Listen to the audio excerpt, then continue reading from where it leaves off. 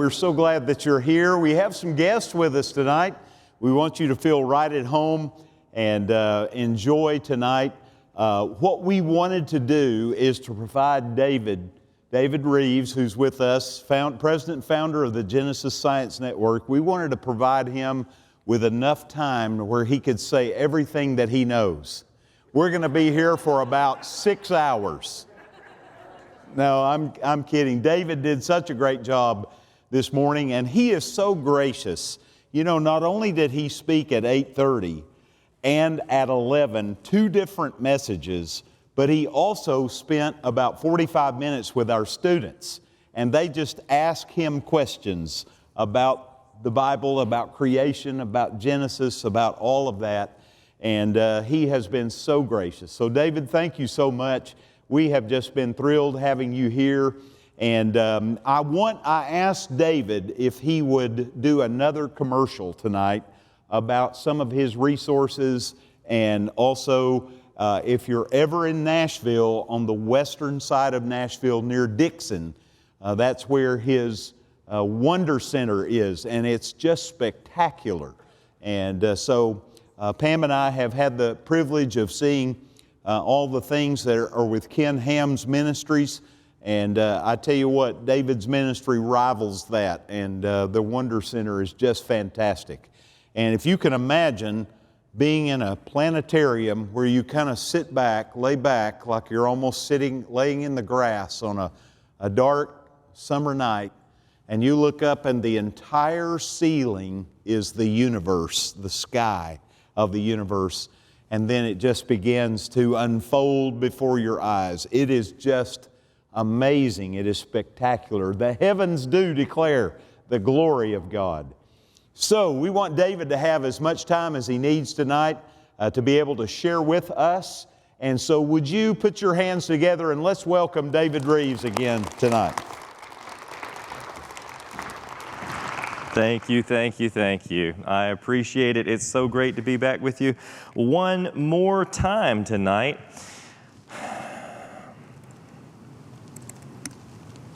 Let's see here. There we are. And tonight we're going to talk about a concept that is a little bit of a bait and switch tactic that I call the language of evolution. Now, this is something that if you did bring a notebook, if you do want to make notes, there are several terms that will be important for you to write down so that you can take this information with you when you go. But again, I call it the language of evolution, a tale of bait and switch. We're going to talk about, very briefly, these terms. There are 6 terms that I hope that we can cover over the next few moments. Speciation, mutations, natural selection, adaptation, survival of the fittest, and spontaneous generation. Now, you don't have to write them all down right now because we're going to go through them one by one. But most of these are hot topics where you will read a science paper or you'll turn on the news and they will be telling you about a new discovery of a supposed Earth-like planet that probably contains life. And then they'll throw out one of these terms that natural selection possibly has taken over on this planet and surely it has life similar to ours. Or you will pick up a National Geographic magazine and it will say new hominid discovery found in Africa. And this particular Homo naledi is our ape-like ancestor that has evolved through speciation and all of these things. You're going to hear on the news that there's a new antibiotic-resistant bacteria that has come about, and it's plaguing a hospital, and it's the result of evolution of this bacteria. If you're going to school, your teachers, mostly public teachers, are required to follow these guidelines where you're going to learn about evolutionary principles. If you were going to college and you take any type of a biology class, well, first of all, there is over a 60% chance that your biology professor is self-professed atheist or agnostic. Now, I don't care how unbiased he tries to be, that is going to rub off on the students. There's no doubt. So all of these different things that we encounter in everyday life, and now it's gotten worse than that. It's gotten where you can pick up a children's kindergarten book about dinosaurs, and you're going to encounter these terms at such an early age that you don't even have the ability to decipher right from wrong. It's taught as fact. So these things are incredibly important and yet they're not well understood. I'll put it that way. So these are hot topics that atheists use to try to prove a natural origin for life. And yet, most of them are so complicated, every single one of them, that most laymen can't figure it out. And even if they did, they don't know exactly how to present them. So the problem is that skeptics use semantics to make Christians look foolish. So we need to learn to define our terms when we talk with these people. Now, this might not be an everyday experience for each and every one of us. It's something that I encounter every single day, whether it's on social media or whether it's in person or whether it's at a university or wherever I might be. But it is something that's going to come up, and it's becoming more and more relevant, especially as children and grandchildren are going off to schools and universities, and they're encountering this hostile environment, an environment that is very hostile to Christians. So we can be better equipped to witness to people around us if we learn these things. You see, atheistic biology professors know the game of bait and switch far too well. And my question is, do they realize exactly what they're doing? Or is this just because their professors taught them, so they're parroting that? Or maybe their professors taught them, so they're parroting that. And then this misinformation is perpetuated. So I want to start off with a poll in the audience tonight because, listen, I'm in a Baptist church, but I'm asking you to raise your hand and shout out right now. Are you ready for this? I'm going to give you a question and I want you to tell me the answer. Do you believe in evolution? No. I heard predominantly no. What if I told you that that was the wrong answer?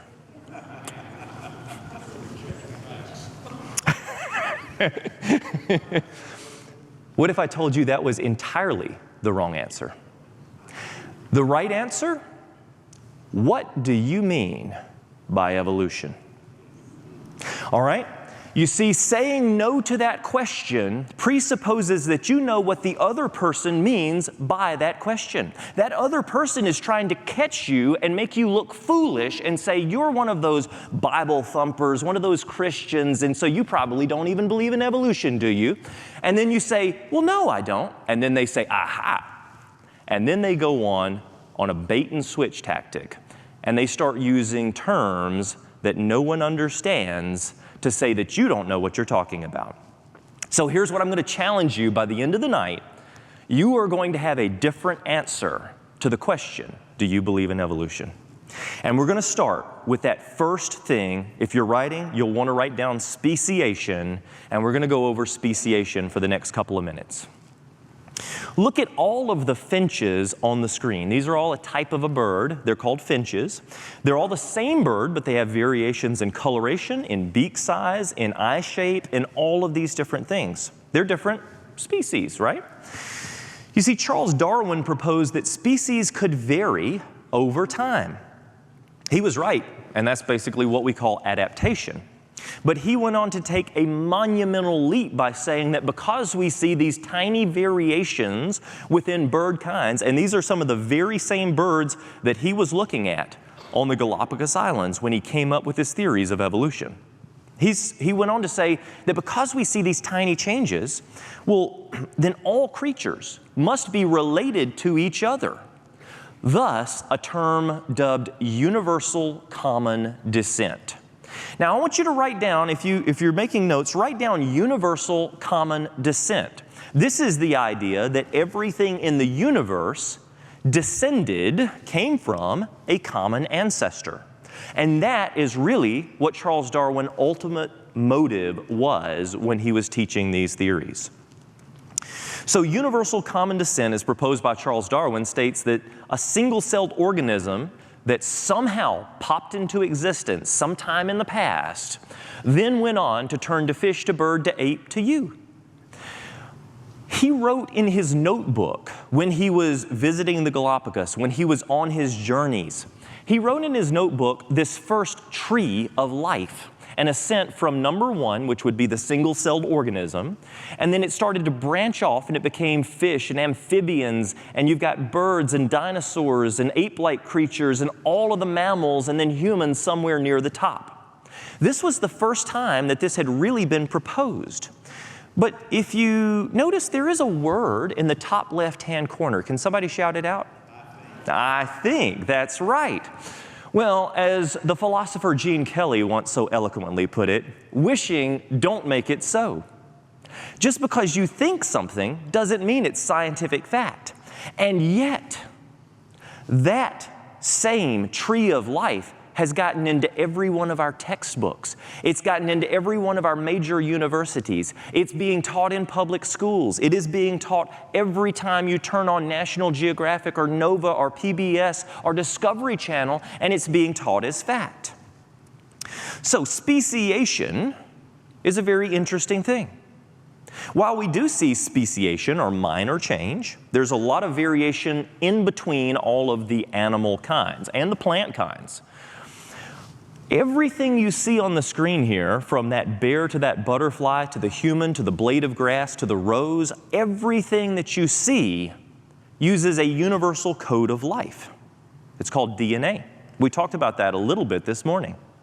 All right, so deoxyribonucleic acid, DNA, the code for life, is used in every single creature, every single plant. But there's only two possibilities, because this is the truth, this is what we find. There are two ways to interpret this.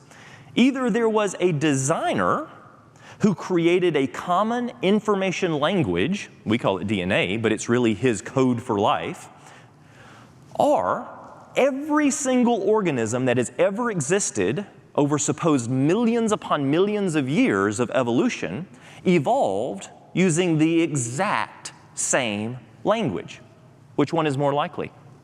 Wouldn't you think that over millions upon millions of years, a blade of grass in Africa might have evolved using a slightly different method other than DNA? Doesn't that make sense?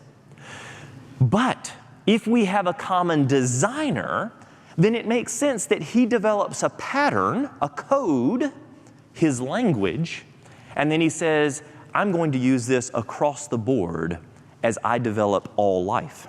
That makes a lot more sense. So we do see a lot of variation. We don't see change from one type of an animal, one kind of an animal to another. Pastor Dean was talking about min, or created kind in the Hebrew. It's a created kind that is mentioned in the book of Genesis, and that means basic family groups. We don't know exactly where to break it down, but you can guarantee that God did not create the Cocker Spaniel and the Great Dane and the Chihuahua, right? He created dogs and then gave those dogs the ability to adapt, to turn into those slight variations. They're all clearly dogs, as you can ask any child, and they can pick up on it just like that. So we see a ton of variation, but we don't see change from one kind of an animal into another. In other words, what I'm saying is, we've never seen a Canarisaurus rex, have we? Imagine that in your tree in the morning, yeah. We have never experienced or witnessed a Great Dane, and that would be equally scary right there. And I have never on any of my travels around the world seen a kangarooster hopping across the savannah. But you know what? We can laugh at it. Evolutionary biologists wouldn't laugh at that. They would say, oh, David, actually that's plausible. Just give it enough time. It could happen. But at that point, is it science or is it faith? You know, it takes a great amount of faith to believe that something like this can just happen given vast eons of time, because we've never seen it or observed it or demonstrated it or tested it. So what I'm telling you, and what I need you to write down next to speciation, it is real, it is not evolution. All right, we've just defined our terms. What we've just realized is that speciation has nothing to do with Darwin's ideas of universal common descent. Speciation is observable, it's repeatable, it's demonstrable, it's scientific, and yet it could never produce molecules to man. It could never turn one kind of an animal into another. So therefore, speciation should be put in the box of good science. And evolutionary biology is falling apart. It requires a lot of faith. So, let's look at adaptation for a moment. Skeptics come up and they say, David, you know what? We see a lot of change in animals alive today. Well, evolution, if you define it, that's basically change, and so therefore evolution is true. Well, if you define evolution as change, that's a pretty broad definition. What I could tell you at that point is, well, you know what? If that's the way you define evolution, then I guess I'm an evolutionist, because it changed from 50 degrees yesterday to 8 degrees today. That's a lot of change. So I guess that's evolution, right? Of course not. That's such a broad definition. So if you define evolution as change, then you're going to have a completely different mindset. While we do see a lot of change in the animal world, that is not classical Darwinian evolution. Adaptation is very real and very observable. So let's define evolution. Let's talk about adaptation for a second. How does it work? Basically, you take a dog. Let's say that he's got short hair, and you breed him with another dog. Let's say that she's got really long hair. Well, with the genes from both of those parents, you can come out with long-haired puppies, short-haired puppies, or anything in between. But let's just say that you only take the short-haired puppies from that litter, and then those puppies have puppies. Guess what? All of a sudden, you're weeding out the long-haired genes, and they're producing only short-haired puppies. The genes for the long hair is basically switched off. It's weeded out. Is that what we need for evolution? Things to turn off? Things to be getting more and more refined? Absolutely not. Darwinian evolution requires new information being added. It needs things to get better and better and more advanced. That's another thing that we need to consider. That more variety over time doesn't equal more complexity. So with each new breed of dog, you're getting a lot more variety of dogs, but no brand new information and no more complexity. The dogs haven't turned into super dogs. The dogs haven't turned into hippopotamuses. What the dogs have done is they've gotten so refined with the variety that you could never take the Chihuahua and get it back into a Great Dane. It's too refined. That's the opposite of what we need for Darwinian evolution, for universal common descent. The more time that passes, the complexity goes down, even when the variation goes up. So let me give you another example of adaptation. There is such a thing as cave fish. All right? If you go into a really, really dark cave where there's absolutely no light, you may encounter cave fish. Now, these cave fish are very peculiar because they have sets of features that we don't see in most fish. So let me put it this way, and let me see if you can pick out the phrase that I'm going to use a couple of times over the next few seconds. Fish go into a cave and they lose their sight.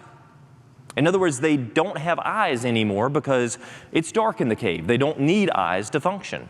A fish goes into a cave and it loses its scales because there are no natural predators in this shallow cave pond, so it doesn't need the scales for protection. A fish goes into a cave and it loses the function of its swim bladder. That's the thing that allows it to go up and down long distances in deep water. But it's a shallow pool of water in this cave, so it loses that function. A fish goes into a cave and it loses its pigmentation, its coloration, because it's in a dark cave. It doesn't need the pigmentation to preserve it from, let's just say, solar radiation. It doesn't need the pigmentation to attract a female fish, right? Because the female fish can't see down there anyway, so it loses its pigmentation. What have I used about 4 or 5 times over the last few seconds? Loses, that's right. Has the fish gained any new information? No. Has the fish gotten any better? No. Has the fish adapted to its environment? Absolutely. Is the fish anything other than a fish? No. That's not Darwinian evolution. That's not survival of the fittest. That's not universal common descent. So what I'm saying is that adaptation is real. If you're making notes and you wrote down adaptation, I need you to write adaptation is real. It's observable, it's repeatable, it's demonstrable, it's empirical. That means it's really good science. It's something we can test. But it is not evidence for Darwinian evolution and could never produce molecules to man, no matter how long of a time period you give it. But what about mutations? Now, this is a fun one. You've seen it in the movies. You have read about it in the comic books. Somebody gets exposed to radiation and turns big and green, or they get bit by a spider and they start climbing the walls. I mean, the possibilities are limitless in the movies, and that would be really, really good for evolution if it were true. How do mutations actually work? You know, we do see mutations in nature. But nearly every time that we observe these things, they are typically not beneficial. You can get a two-headed snake or a three-headed frog or a five-legged sheep or whatever you might say. But there's a question involved with every mutation that we see.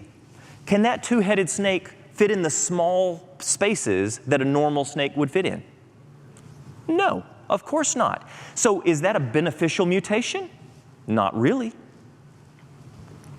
So at this point, the skeptic in the room typically speaks up and says, but David, you're only talking about these massive changes where it's really exaggerated, really big or bad mutations. What about the tiny, single changes in our genetic code that just stack up over time and it slowly turns one thing into another? Well, I'm glad you mentioned it.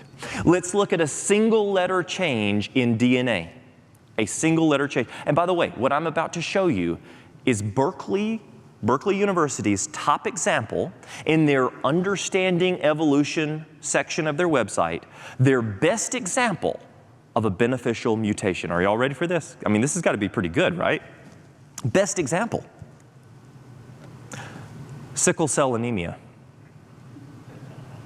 That's the best example that they can come up with a beneficial mutation.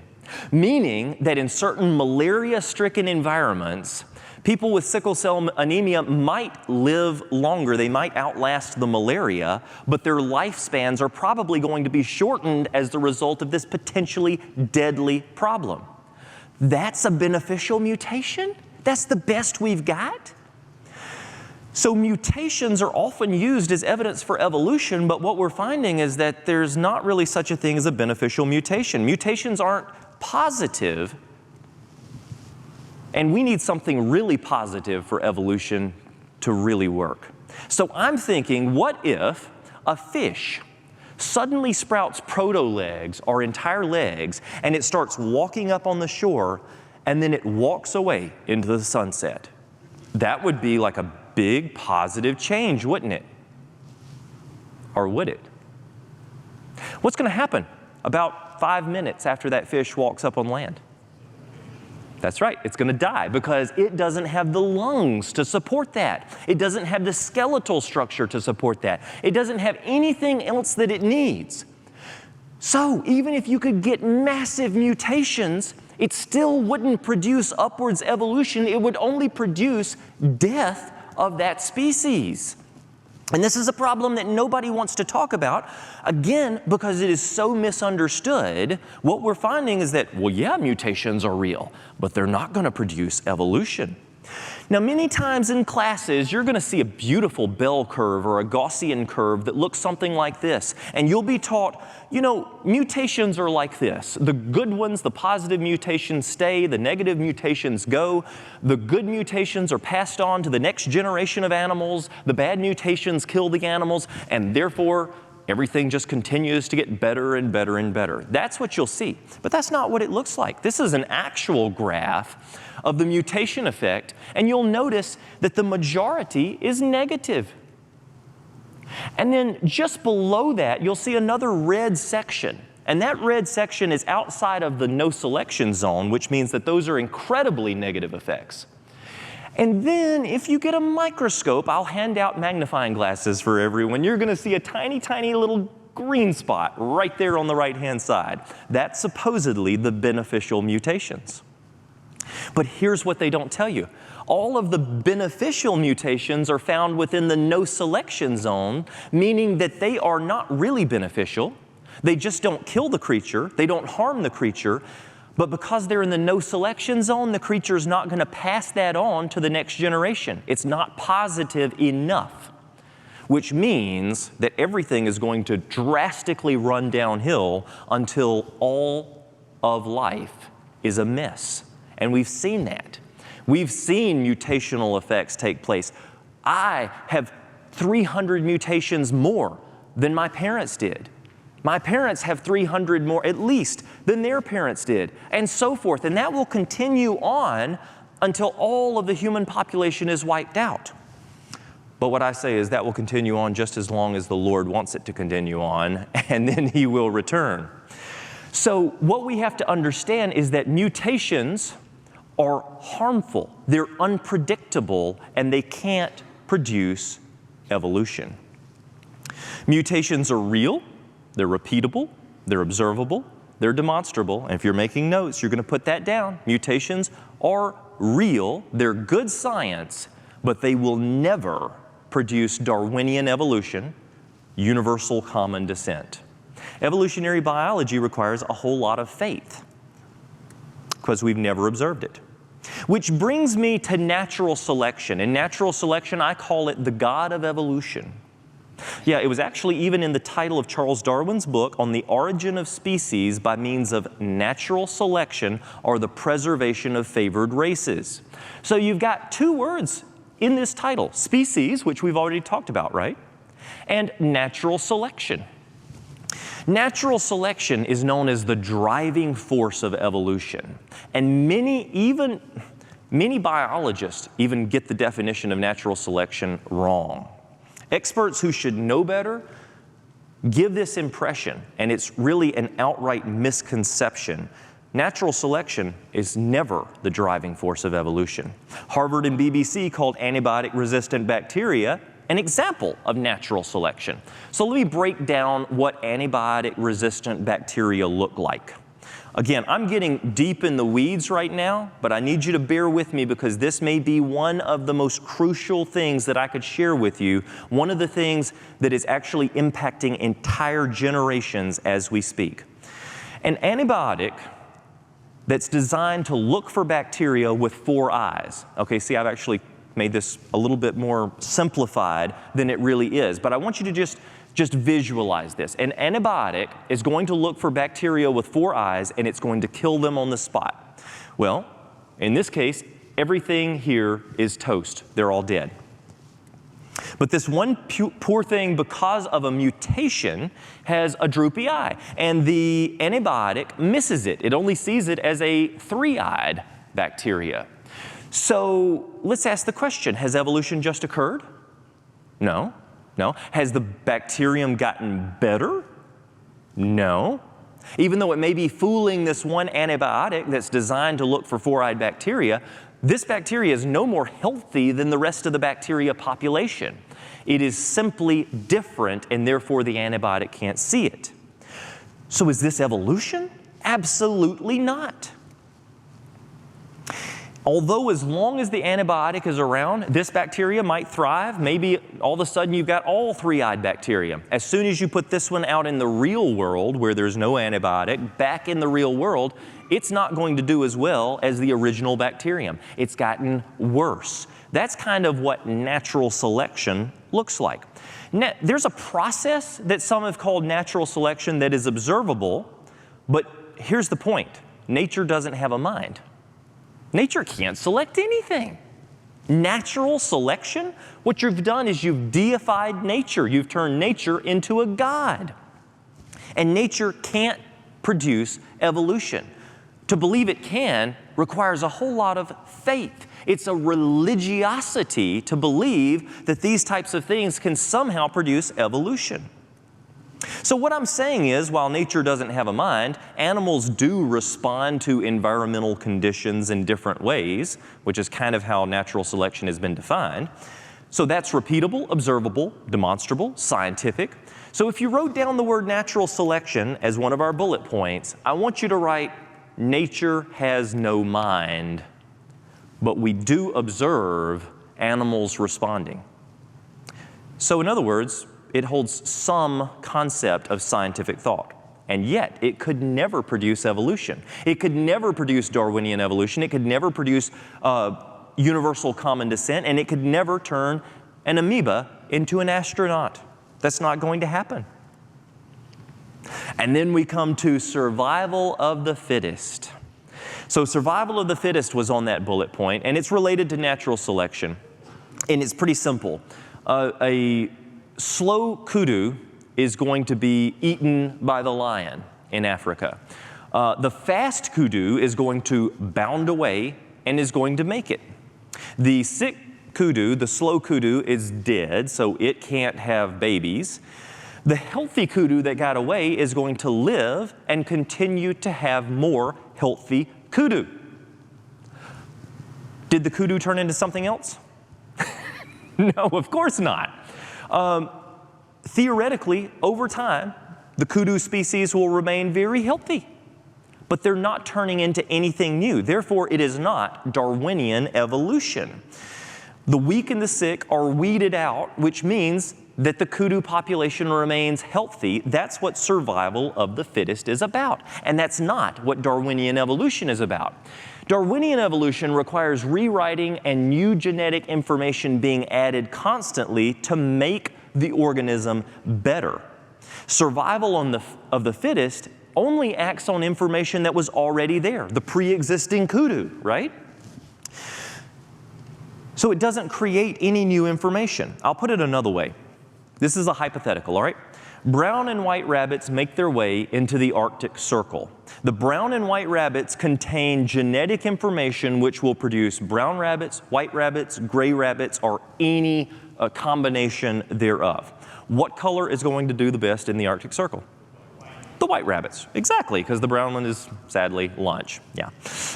So the browner the rabbit is in snow, the easier it is for a fox to see it and make it its next meal. So the brown rabbit genes are actually eliminated by the foxes until only white bunnies are left. And white bunnies, breeding with white bunnies produces a lot of white bunnies, right? But did evolution just occur there? No. Actually, information got weeded out of the population. You actually selected in a more specialized series of genes that only produces the white rabbits. That's not a rabbit turning into a giraffe.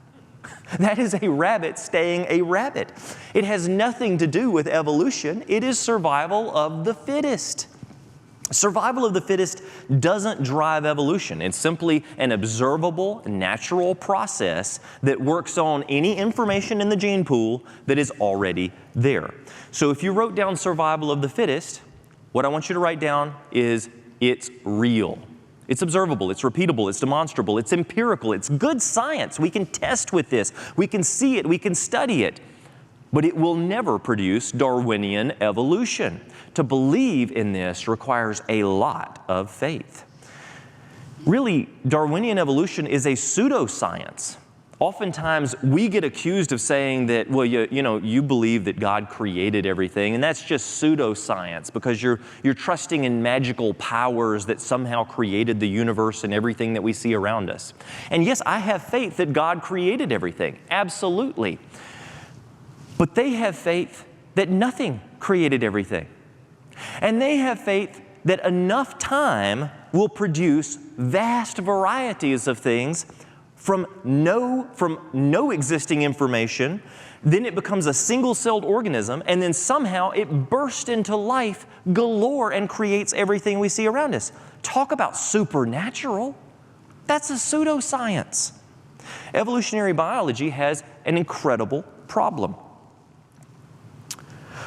Pastor Dean mentioned that back on the back table, we've got actually these blue cards, and if you put your name and address and email address down there, make sure it's legible, make sure we can read it, drop it in the fishbowl before you leave.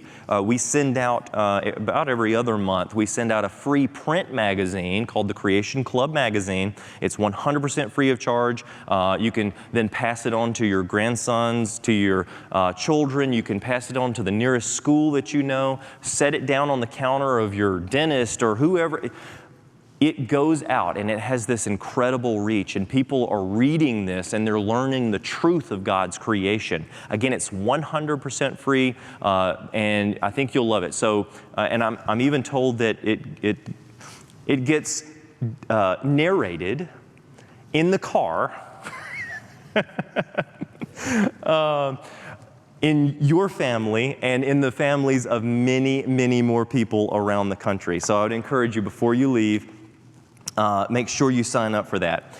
We have several other aspects. You'll see Genesis Science Network. Before you go, make sure you've picked up one of these purple cards on the table. Take it with you, share it with everybody you know. Again, it's 100% free, 24/7, proclaiming the truth of God's creation and the gospel message. We have had salvation reports of people using this network, and it's a science network, right? I mean, we're just basically, it's like Discovery Channel, but everything's from a Christian perspective, and people are watching it and they're saying, wow, we never understood how it all connects together. This makes perfect sense. And salvation reports are coming in, testimonials galore. Probably a dozen a week or more are coming in as the result of hundreds of thousands of people who are watching this network and being impacted. So you can find out about that at GenesisScienceNetwork.com. You can pick up one of these and make sure to plan your trip to the Wonder Center and Science Museum just on the west side of Nashville. We talked about it this morning, but I lead an African photo safari every year to South Africa. And so we all load up on a plane and we fly into Johannesburg. And then I charter a bus for us all, and I take you about 3 hours north into the Limpopo province, and we book out an entire reserve. There you get checked into your own private cabins, and then the next morning you come out for a buffet breakfast. And then you load into open-air range vehicles and start driving across the bushveld. You will see kudu and lion and cheetahs and giraffes and zebras and all of these things. And you will see them in such abundance in their natural habitat, and you'll be able to enjoy God's creation. We come back to the lodge. I talk about the design of these creatures that you've just seen. That night, we talk about the heavens. I'll show you the Southern Cross. We'll talk about the constellations. We'll talk about the Milky Way. I'll point out all of these things using big laser pointers. And then we sit around the boma, the enclosure, the massive fire in this enclosure, and we'll talk about what we've learned that day. We go on elephant experiences where you get to interact with elephants and play memory games with them, which is pretty remarkable. Everybody says an elephant's memory is, have you heard that? An elephant's memory is one of the best memories there is. Well, there are elephants that we get to get up close with and interact. And usually we'll put about 5 people in a row randomly, right? Just put 5 people in a row. And then we bring an elephant up and we take an article of clothing, like a hat from each person, right? And we tell the elephant, this hat belongs to Joe. And then we throw it down on the ground.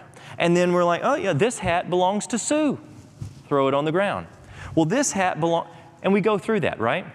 Then we spin the elephant around so it can't see a thing. And then we all switch places. We turn the elephant around and we say, give the hat to Joe. So the elephant takes its trunk and it reaches down and it grabs the hat, swings around, finds Joe, and places it in his hand. And it does that all the way down the line. It has memorized in only seconds' time the individual names, the hats, the smells, everything associated with that person. So an elephant's memory really is good. And then we interact with cheetahs and we do all sorts of things. But it is a trip of a lifetime. Next trip is in August, and so if you're interested in that, just let me know. I think you can probably find on our website more details, but it is a trip of a lifetime. And then again, I would love to see you at the Wonder Center. We have so many things to offer, including we were just given several new specimens. Where are you? I don't know if he's in the audience, right there. We've just been given several new specimens, really nice geological specimens. We have an entire exhibit hall called Wonders of Geology, where those are going to go. So thank you so much for that. And including an entire room full of fluorescent minerals. And these fluorescent minerals are basically rocks that fluoresce. They glow under UV light. Now, why would rocks glow under UV light? And why would God create such a thing? Well, what we understand is that some animals can see in UV, right? They can see the ultraviolet spectrum even though we can't. So for instance, a caribou or a bee, some of those types of creatures can see colors that we can't see. And if you're in a snowy landscape as a caribou and you're walking across a snowy field and you're trying to find a source of food, and all you see is snow, that wouldn't be good. Did you know that even female caribou have horns? Yes. So, or antlers, I should say, as they're walking across this snowy landscape, because they can see in ultraviolet light, they might see a source of food, lichens, or other greenery underneath the snow, and all of a sudden they see this glowing patch of snow, glowing a bright color.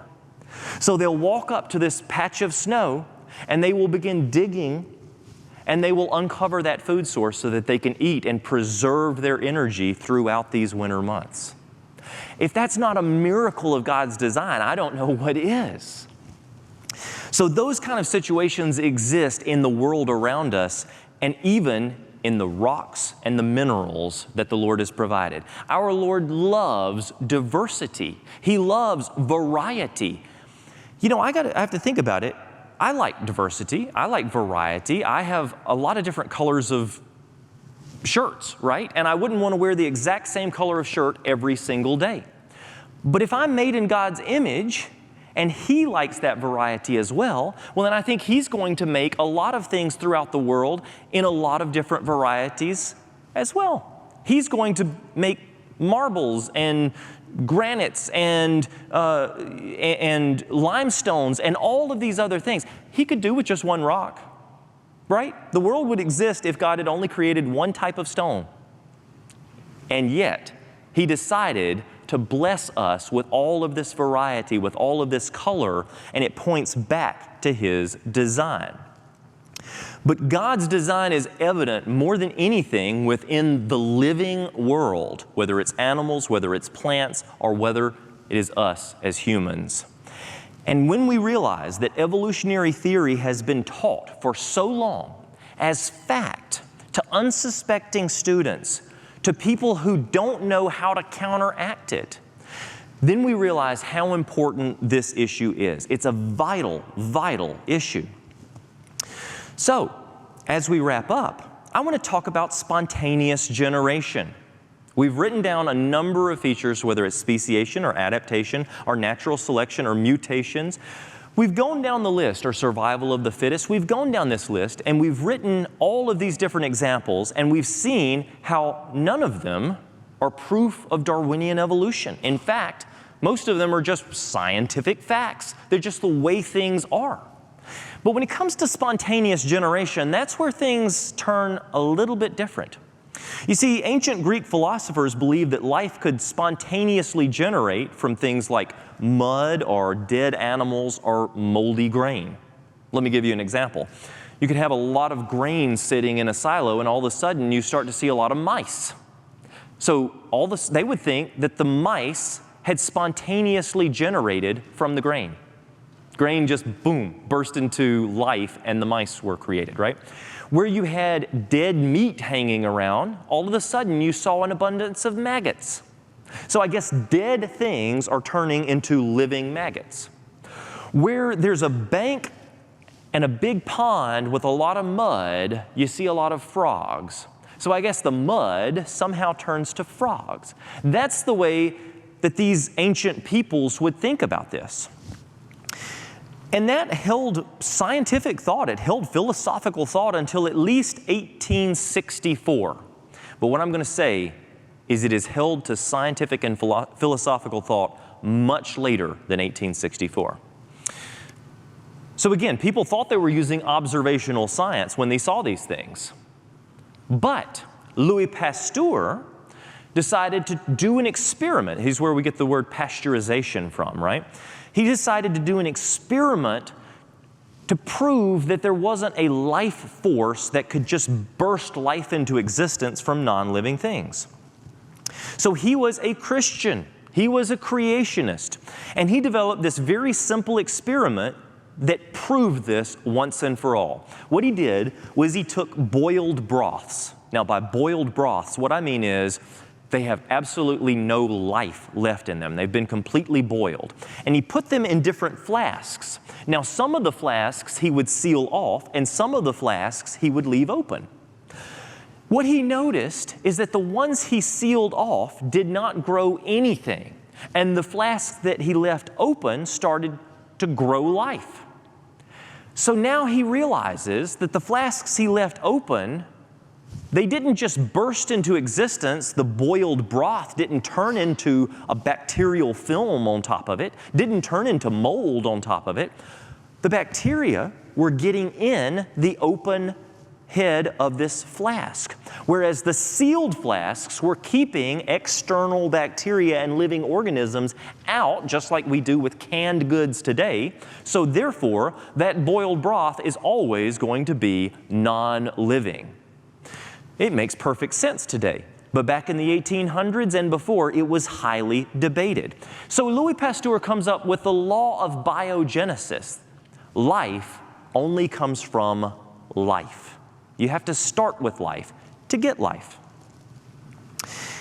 And yet, atheistic science has to have at least one exception to this scientific law. Think about it now. All right, if there is no God that created life, well, then that means that you have to break the scientific law of biogenesis at least one time in history. Because according to atheistic science, this universe began with a big bang where stars coalesced, where planets started forming from dust particles. And so what have you got? Only dust particles. How do you get life? At least once, life has to come from those dust particles, from that soupy remains of non-living material on planets over millions of years.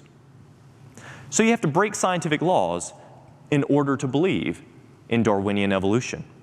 You have to break scientific laws in order to believe that life can come about from non-living materials. And that takes a lot of faith, except biology professors clearly understand this.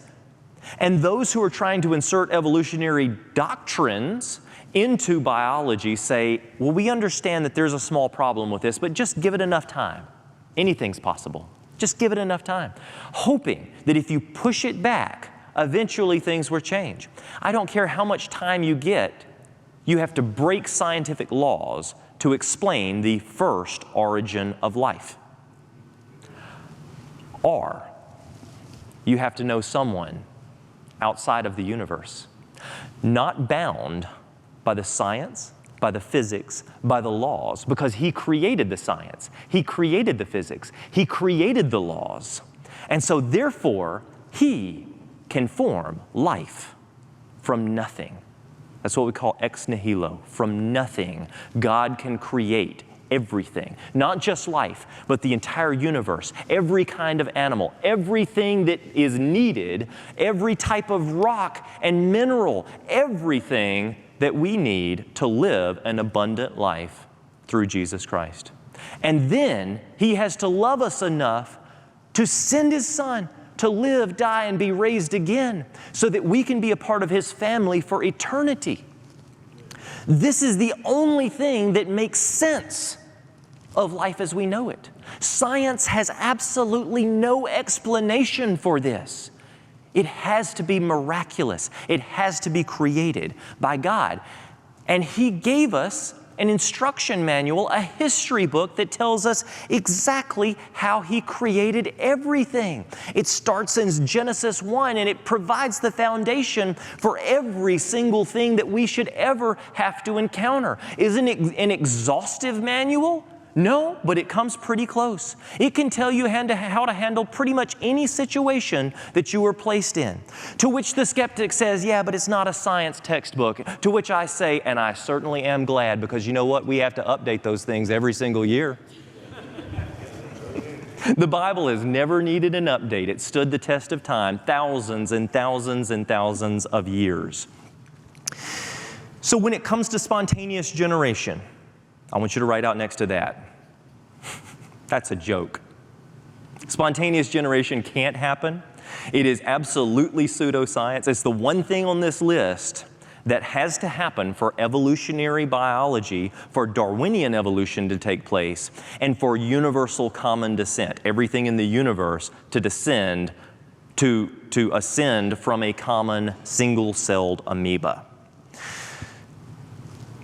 So, what we've seen over a very brief period of time, and I don't know, I can't tell you, this is research for another book that I'm writing that I hope will help some of the students who are currently going through these crises and they don't know how to handle these things. But I can't tell you how hard it is to boil this down into such a short period of time, because we're talking about concepts that are incredibly difficult to grasp. But here's the thing, we've gone through 6 different points. Speciation. Real, observable, repeatable, never produce evolution. Mutations, natural selection, adaptation, survival of the fittest, and spontaneous generation. What we found is that when most people talk about evolution, they talk about one of these things. They talk about natural selection or speciation, sometimes mutations, sometimes adaptations. They never want to talk about spontaneous generation because they know that it couldn't happen. And when they say, I bet you're one of those Christians, aren't you? You probably don't even believe in evolution. What do you say? What do you mean by evolution? And then they're going to say, oh, I've never been asked that before. Well, what I really mean is, you know, species, all these species. I mean, goodness, we see millions of species on Earth. And you don't even believe in evolution, right? You don't believe it. Oh, speciation? Is that what you're talking? If that's what you mean by evolution, of course I believe in evolution. We see species all the time. That's observable. That's scientific. I mean, that's God's plan to diversify and fill the earth with all sorts of life. Of course if that's what you mean by evolution. Well, sorry, no. I guess what I really meant was adaptation. That's what I meant by evolution. Oh, adaptation? Is that what you meant by evolution? Oh, then I guess I'm an evolutionist, because of course I believe in adaptation. I mean, things adapt, but they're not going to turn from one creature to another. We've never seen that happen. But yes, things adapt all the time. So I guess I'm an evolutionist. Okay, well, what I meant was survival of the fittest. Oh, survival of the fittest? That's what you mean by evolutionist? I guess I'm an evolutionist then, because that's real, that's observable, that's repeatable, that's demonstrable, that's scientific. That's something that we can test in a lab. Yes, survival of the fittest. If you keep going down the list, they will eventually run out of things to call evolution, and they will have to admit that we have never seen one creature turn into another type of a creature. Not one kind turn into another kind. We have never seen ape-like ancestors turn into humans, no matter how much time you give it, no matter how far back in the fossil record we go, there is no evidence to suggest that. It is complete pseudoscience. And if we know these things and we know these few terms, then we will be equipped and prepared to talk to the people around us every single day in simple language and just ask them simple questions like, what do you mean by evolution? And it can turn the whole game around. Instead of being an offensive thing, like, well, you're always trying to defend your position, you're turning it around and you're saying, what do you mean by evolution? I need you to prove these ideas of Darwinian evolution, and I need you to define your terms. And all of a sudden, you've gone on the offensive. They're having to defend theories that don't make any sense. They're having to explain themselves, and that's something that they've never had to do. especially with a majority Christian audience. Because oftentimes we realize that we don't need to defend anything. We have faith in the God of the Bible, and yet we are called to give a defense of our faith. And you say, well, you know what? We just need to have faith. Simply, we need to have faith. And I have faith, but it's not a blind faith. The evidence is literally all around me. All we have to do is open up our eyes. And you know, there was a situation back in Jesus' day, and I think it went something like this. It was a fellow by the name of Thomas. What was it? He was called Doubting Thomas. That was it, wasn't it? And Thomas said, you know what? Unless I can actually feel the wounds, unless I can see him and touch him, I can't believe. That's just impossible. To which Jesus appeared to Thomas and he said, Thomas, because you have doubted me, because you have questioned your faith, I can't associate with you.